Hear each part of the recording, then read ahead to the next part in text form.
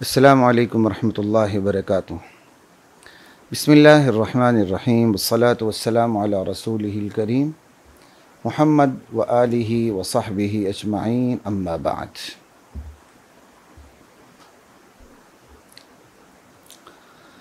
معزز سامعین، مختصر درس حدیث کی نشست کے ساتھ خلیق الرحمن آپ سے مخاطب ہے۔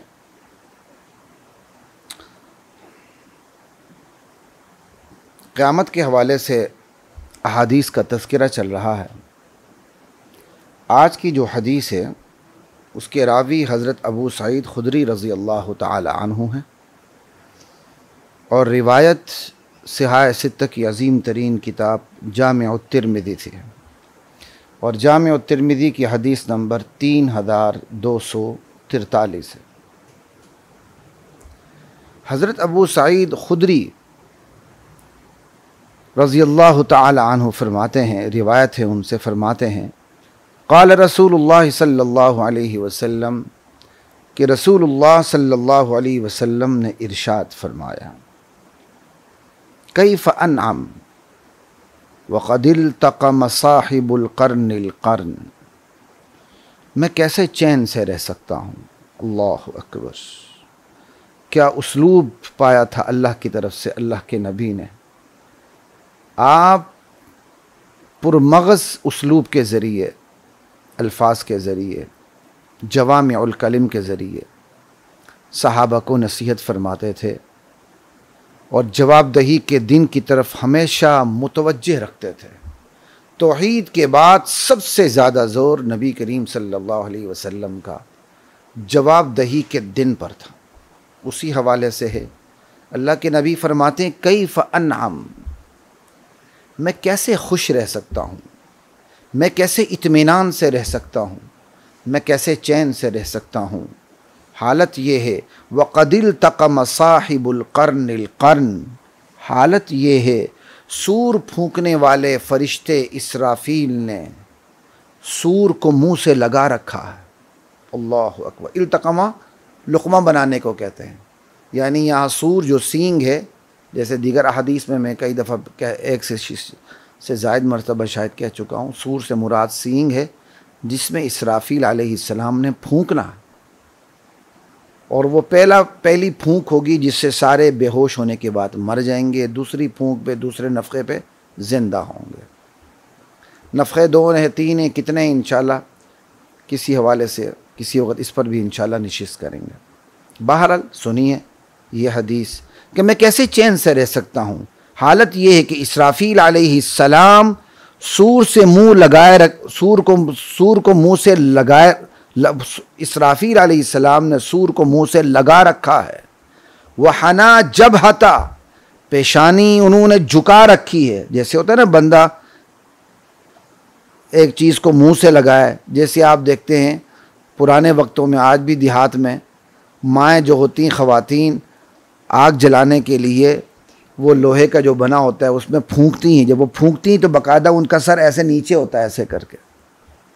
وحنا جبہتا، اسرافیل علیہ السلام نے اپنی پیشانی جھکا رکھی ہے، منہ سے سور کو، سینگ کو لگا رکھا ہے۔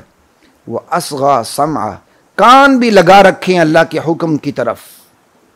ینتظر، انتظار کر رہے ہیں کس چیز کا؟ ان یؤمر، ینتظر ان یؤمر ان ینفخ، یہاں با محذوف ہوگا، لامالا محذوف ہے، کیونکہ ان اللہ یامر بالعدل، امر کا جو صلہ آتا ہے وہ با ہی آتا ہے، ٹھیک ہے جی۔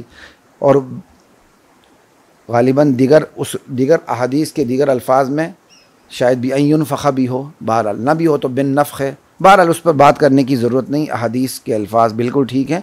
ینتظر ان یؤمر ان ینفخ، ان ینفخ، سوری، ینتظر ان یؤمر ان ینفخ فینفخ، اگر وقف کریں گے ینتظر ان یؤمر ان ینفخ فینفخ، ٹھیک ہے۔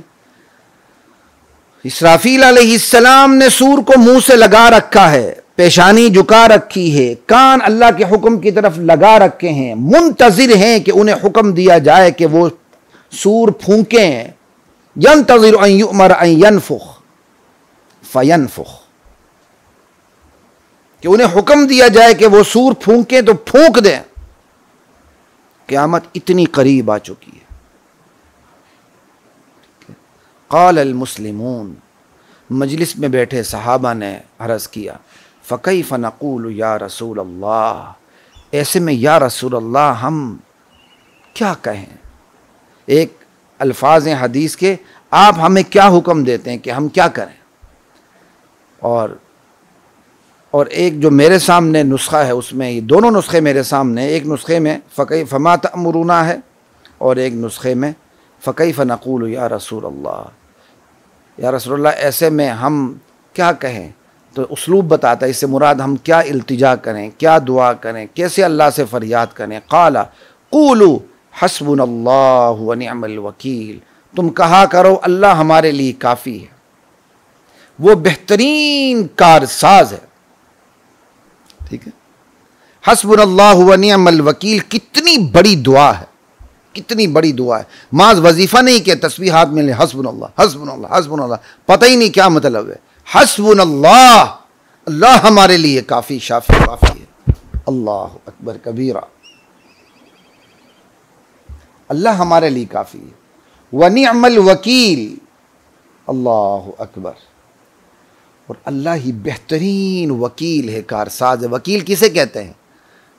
جس کے ہاتھ بندہ اپنے تمام معاملات سپرد کر دیتا ہے، اپنے معاملات سپرد کر دیتا ہے کہ یہ میرے معاملات کو بہتر دیکھتا ہے. سب سے بڑا وکیل اللہ ہے، جس کے ہاتھ ہمارے تمام معاملات ہیں. ہم اللہ کے ہاتھ میں اپنے معاملات دے کے بے غم ہو چکے ہیں.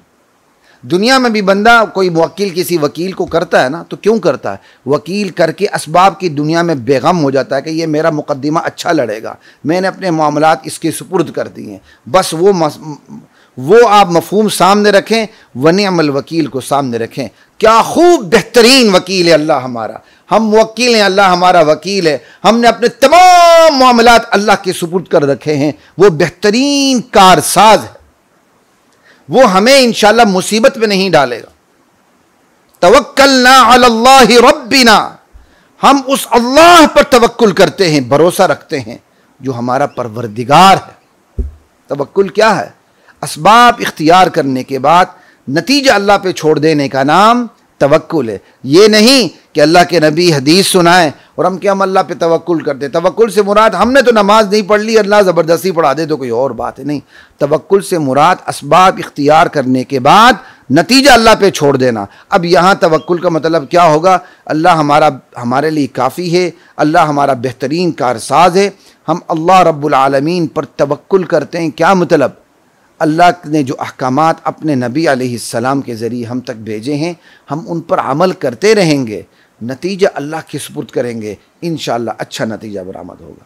وَرُبَّمَا قَالَ سفیان، حدیث کے راوی سفیان جو ہیں وہ کہتے ہیں، ان کے بارے میں کہا جاتا ہے وہ کبھی حدیث کے الفاظ توکلنا علی اللہ ربنا کی بجائے کہا کرتے تھے، اس کی جگہ حدیث کے الفاظ یوں کہا کرتے تھے علی اللہ توکلنا، ہم اللہ ہی پہ بھروسہ رکھتے ہیں. یہ ہے جی حدیث. قال ابو عیسیٰ ھذا حدیث حسن،